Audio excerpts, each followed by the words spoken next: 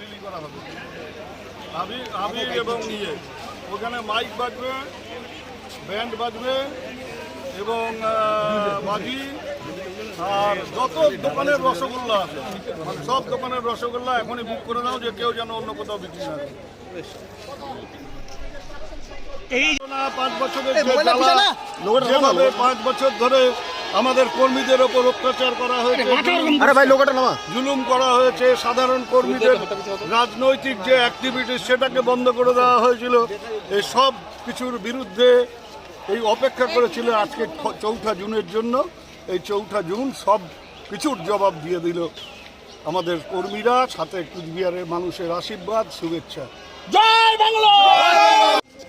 এই জ্বালা যে মেটানো, 5 বছর ধরে যে অত্যাচার করেছে এই এমপি, কেন্দ্রীয় মন্ত্রী হওয়ার পরে বাড়িতে যত সমাজ বিরোধীদের আড্ডা, যত সেখানে বেআইনি অস্ত্র জড়ো করা, যেভাবে নানাভাবে অর্থ দিয়ে মানুষকে কিনে নেওয়ার একটা প্রচেষ্টা, এই সব কিছুর জবাব এই নির্বাচনের মধ্যে দিয়ে মানুষ দিয়েছে। প্রথম থেকে একদম হাড্ডাহাড্ডি লড়াই চলছে, সর্বশেষে এই যে জয় হলো, যে এটা তো আপনারা প্রত্যাশাই করেছিলেন এই জয়, এই যে লড়াইটা। আমরা একটা কথা বলেছিলাম যে 20 থেকে 30,000 ভোটে জিতবো কম করে, সেটাই আমাদের ফলাফলের মধ্যে দিয়ে আমাদের স্পেকুলেশন যেটা ছিল সেটা যে মোটামুটি আমরা ধারে কাছে গেছি, এটাই আমাদের। অর্থাৎ আমরা একেবারে মাটিতে হাত দিয়ে মাটি টিপে বুঝতে পেরেছিলাম যে এবার কি হতে যাচ্ছে, এবং সেইভাবে আমরা এই ফলাফল আমাদের মানে একেবারে মনোমত ফলাফল হয়েছে। এটা পরবর্তী বিধানসভায় 9 হ্যাঁ, তার আগে ইয়েটা ধুয়ে দেবো,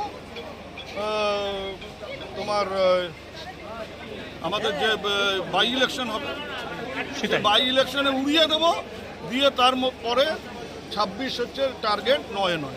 আজকে সেলিব্রেশন কিভাবে করবেন? আজকে সেলিব্রেশন মানে সব জায়গাতেই হবে, আমার তো সব জায়গায় বলারও ব্যাপার নেই, সবাই নিজের মতো করে এলাকায় করবে। আমি দিনহাটায় বলতে পারি যে একেবারে যত মিষ্টির দোকান আছে সব মিষ্টির দোকানের মিষ্টি নিয়ে দিনহাটায় সাধারণ মানুষকে আমরা আজকে সন্ধ্যাবেলা পার্টি দেবো। জয় বাংলা! জয় বাংলা! সেই লড়াই তো মানে একার তো ওরা একার লড়তে গিয়ে মুখ থুবড়ে পড়েছে, আর আমরা টিম গেম করেছি বলে আমরা জিতেছি।